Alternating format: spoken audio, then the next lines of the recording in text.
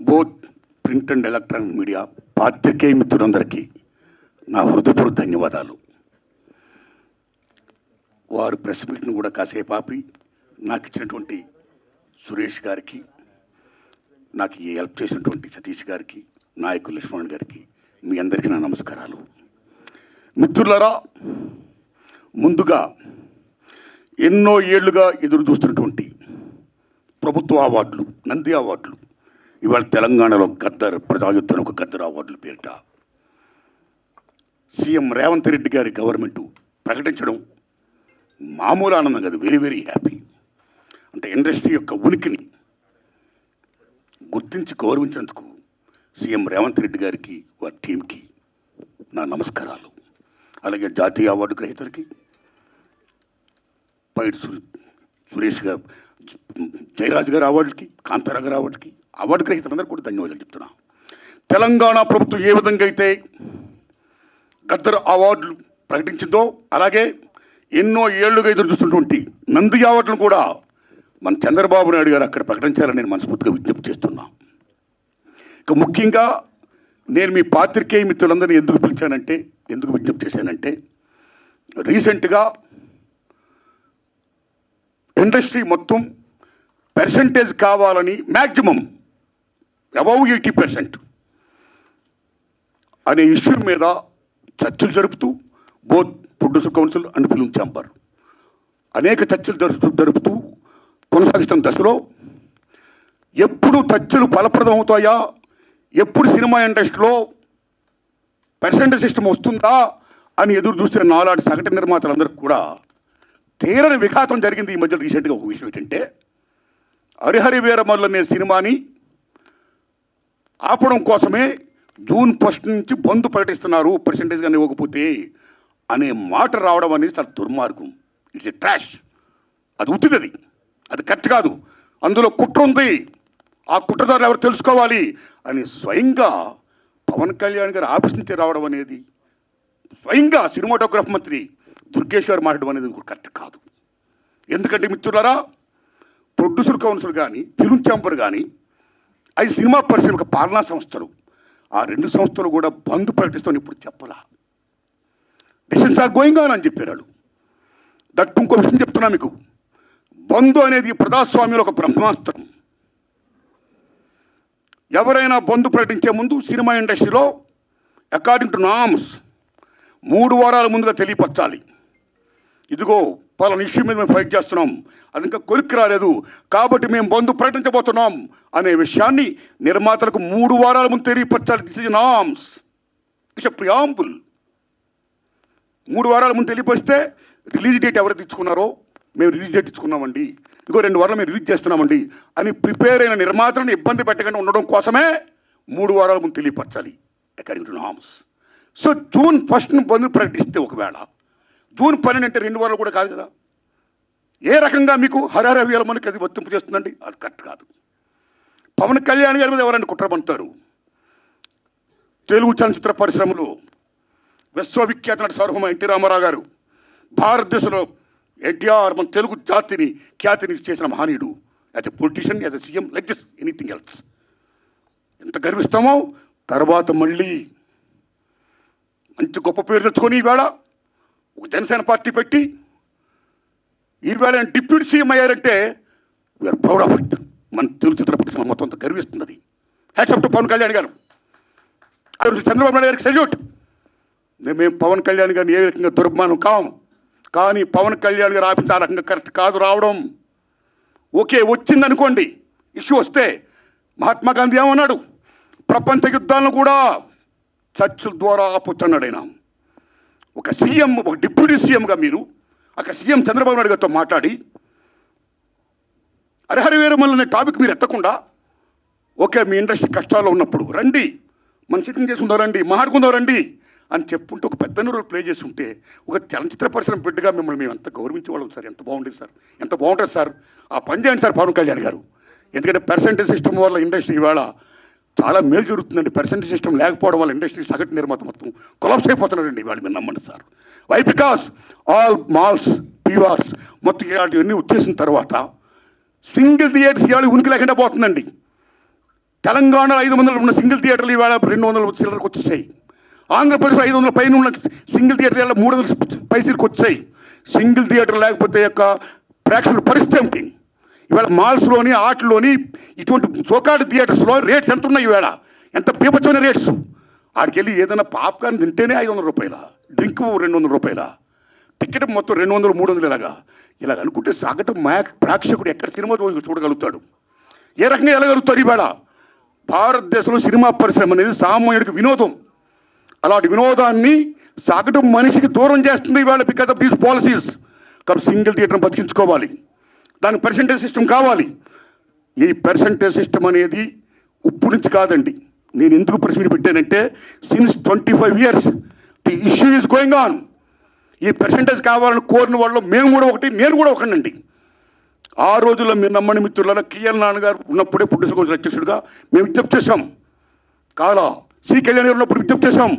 కాలా కిరణ్ గారు ఉన్నప్పుడు విజ్ఞప్తి చేశాం. కాలా అలాంటి దశలో మీరు నమ్మండి, ఇదే ఫిల్మ్ ఛాంబర్ ముందు టెంటలు వేశాం. అక్కడ ఓ సురేందర్ రెడ్డి గారు, ఓ నట్టి కుమార్ గారు, ఓ మోహన్ గారు, ఓ బెక్కం వేణుగోపాల్ గారు, నేను ఇంకా అనేక మందిని ఈ ఉద్యమాలు చేస్తున్నప్పుడు ఆదిశేషవరరావు గారు, తమ్మిడి భరద్వాజ్ గారు, కేఎస్ రామారావు గారు, చంద్రబాబు శ్రీనివాసరావు గారు, అచ్చిరెడ్డి గారు, కృష్ణారెడ్డి గారు పెద్ద మంది సంఘీభం ప్రకటించారు. ఎన్ని చేసినా ఏమీ కాల. వెళ్ళి స్వయంగా నేను వెళ్ళి రామారాయణ గారు రిక్వెస్ట్ చేశా, నారాయణ పర్సంటేజ్ సిస్టమ్ కావాలి, అది మంచిది, ఈ సిస్టమ్ ఉండకూడదు, రెండో సిస్టమ్ ఉండకూడదు, నేను సురేష్ బాబుతో మాట్లాడతాను, ఐఆమ్ విత్ దట్ మూమెంట్ అన్నాడు రామారాయణ గారు. మహానుభావుడు కీర్చేసి అయ్యారు. అది ఇప్పుడు తచ్చులు ఫలప్రదం కాల. ఆ తర్వాత అల్లు అరవింద్ గారిని రిక్వెస్ట్ చేశాం, నారాయణమూర్తి అందరం కలిసి చర్చించుకున్న విషయం మీద ఏది మంచిగా చేద్దామన్నాడు ఆయన.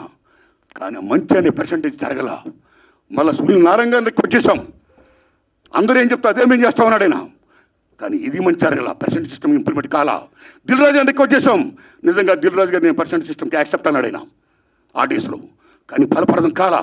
ఆ టైంలో అప్పుడు ఇండస్ట్రీ పెద్ద మహానుభావుడు మా గురువు దాసనాండారు ఇంట్లో మా గురువు గారు కేఎస్ రామారావు గారు, తమ్మిడి భరద్వాజ్ గారు, నేను, సి కళ్యాణ్ గారు అందరం మీట్ అయ్యాం. మీట్ అయిన తర్వాత VNR Nageswara Rao distributor from Telangana, percentage system కావాలి, ఏ సిస్టమ్ కావాలి, ఆక్యుపేషన్ పర్సెంటేజ్ కావాలని కొందరు, 50-50 కావాలని కొందరు, ఇలా రకరకాల మాడుతున్నప్పుడు ఇది తప్పకుండా తేలుతాం. ముందు పర్సెంటేజ్ సిస్టమ్ పెట్టాలి, రెండు సిస్టమ్ ఉండకూడదు, లీ సిస్టమ్ ఎత్తేయాలి అనే దాన్ని ముందు మీరు తీసుకురండి అని మేము విజ్ఞప్తి చేస్తే మా గురువు దాసనాండు దాన్ని యాక్సెప్ట్ చేశారు, ముందు తీసుకుని వెళ్ళారు. కానీ ఫలప్రదం కాల, ఇంప్లిమెంట్ కాల. లేటర్ ఆఫ్ ఇండస్ట్రీ పెద్ద చిరంజీవి గారి దగ్గరికి వెళ్ళాం, ఇది ఇష్యూ మీద రైజ్ చేశాం, విజ్ఞప్తి చేశాం, టికెట్స్ రేస్ పెంచుద్దని చెప్పడం ఇష్యూలో కానీ ఈ ఇష్యూలో కానీ ఆయన కృషి చేశాడు, మరీ ఫలప్రదం కాల. So this is a very big issue. Since 25 years this percentage system is going on, the issue is going on, not clearing. అది కావాలి. అలాంటిది ఇవాళ పర్సెంటేజ్ సిస్టమ్ కొలుక్కొచ్చే దశలో హరిహరి వీరమ్మలకి దీనికి ఒక లింకప్ పెట్టి ఏం సంబంధం అండి? ఏమీ సంబంధం లేదు. ఈ రకంగా దాన్ని ఇచ్చేస్తారని చెప్పి ఈ పర్సెంటేజ్ సిస్టమ్ అనే ఇష్యూని పక్క తోసేసేసి హరిహరి వీరమ్మను ఫోకస్ చేయడం అంటే ఎంత దూరం ఉండేది? అది కరెక్ట్ కాదండి. అందుకని నేను మనస్ఫూర్తిగా ఇది ఫీల్ అయ్యే నేను చెప్పడం కోసమే నేను విజ్ఞప్తి చేస్తూ ప్రెస్ మీట్ ఎమర్జెన్సీగా పెట్టడానికి కారణాలు ఏంటంటే, ఈరోజు ఉదయాన్నే ఆర్ నారాయణమూర్తి గారు మాట్లాడిన మాటలు అన్నీ అందరం చూసాం, మేము మీడియా కూడా చూసింది, అన్ని లైవ్లో వేశారు. ఆయన మాట్లాడే మాటల్లో కొన్ని నాకు అభ్యంతరకరంగా ఉన్నాయి. ఓకే, నేను ఆయన దాదాపు 35 సంవత్సరాల నుంచి గురుగారి దగ్గర నుంచి ఫ్రెండ్స్. సినిమా ఇండస్ట్రీలో చిన్న సినిమా నిర్మాతల కోసం, చిన్నవాళ్ళ కోసం పోరాడాం, ఫైట్ చేసాం, నిలబడ్డాం. అందరినీ పర్సంటేజ్ సిస్టమ్ రావాలని కోరుకున్నాం, పర్సంటేజ్ సిస్టమ్ తీసుకొచ్చాం. ఇప్పుడు ఆల్మోస్ట్ పర్సంటేజ్ 90% అవుతున్నాయి. 10% అనేది పెద్ద సినిమాలకు వాళ్ళు రెంట్లు వేసుకుంటున్నారు, పక్కన పెట్టేస్తే. ఆయన పవన్ కళ్యాణ్ గారిని ఒక మాట అన్నారు, మీరు డైరెక్ట్గా మాట్లాడడం తప్పు, మీరు కందుల దుర్గేష్ గారిని తప్పు పెట్టారు, పవన్ కళ్యాణ్ గారిని తప్పు పెట్టారు. ఆ రెండింటిలో నేను అడుగుతున్నా ఆర్ నారాయణమూర్తి గారిని. ఆయన మాట్లాడే మాటకి హరిహర వీరమల్లు సినిమాకి బంధుకి ఎవరు కూడా బంద్ అనేది సహకరించి పెట్టలేదు కనుక దానికి ఆయన మా గవర్నమెంట్ నుంచి డైరెక్ట్గా ఇవ్వడం తప్పు అన్నాడు. మీరు రావాలి అని కోరుకోకూడదు అన్నాడు. మీరు దుర్గేష్ గారు ఈ విధంగా స్టేట్మెంట్ ఇవ్వకూడదు అన్నాడు. ఎగ్జిక్యూటివ్లకు బ్రహ్మాస్త్రం ఇవి బంద్ అని అన్నాడు. తప్పులేదు, బ్రహ్మాస్త్రం 100% బ్రహ్మాస్త్రమే. కానీ బ్రహ్మాస్త్రం ఉంటేప్పుడు 3 వారాలు నామ్స్ అని చెప్పారు. 45 days norms and executives, not only 3 weeks. Is a producers and 3 weeks and executives and 45 days. ఎందుకంటే థియేటర్ మూసివేత వేరు, ధర్నా వేరు. ఎగ్జిక్యూటివ్ నిర్మాతకి మనం 1 month ముందు నోటీస్ ఇవ్వాలి, అలాగే లేబర్ డిపార్ట్మెంట్కి అన్ని నోటీసులు ఇవ్వాలి. ఇవన్నీ కూడా డిఫరెంట్ ఉన్నాయి. ఆ డిఫరెంట్ వాటి కోసం నేను వెళ్ళట్లేదు. ఎందుకంటే రోజు మీరంతా చూస్తూనే ఉన్నారు అందరూ. ఇక్కడ ఆర్ నారాయణమూర్తి గారు 2019 నుంచి 24 దాకా వైసీపీకి అతి దగ్గరగా పోసాని కృష్ణమురళి గారు, ఆయన చిన్న సినిమా నిర్మాతల కోసం ఆ మీటింగ్లో చిరంజీవి గారు, ప్రభాస్ గారు, పెద్దవాళ్ళందరూ వెళ్తే చిన్నవాళ్ళ తరపున వాళ్ళనే పిలిచారు, మమ్మల్ని ఎవరిని పిలలేదు. ఎందుకంటే చిన్నవాళ్ళకి ఆశా దీపంగా, చిన్నవాళ్ళ కోసం ఫైట్ చేసే విధంగా మీరిద్దరూ ఉన్నారని పోసాని కృష్ణమురళి గారిని ఆయన్ని పిలిచారు. ఓకే, ఆ రోజు మొత్తం 1/2 kilometer అందరినీ నిలబడి మాట్లాడిచ్చారు. ఇవన్నీ జరిగిన విషయాలన్నింటిలో కూడా హీరోలు అందరినీ చూసాం. చిరంజీవి గారిని అవమానపరిచినప్పుడు ఆ రోజు ఈ ఆర్ నారాయణమూర్తి గారు ఏమయ్యారని అడుగుతున్నా.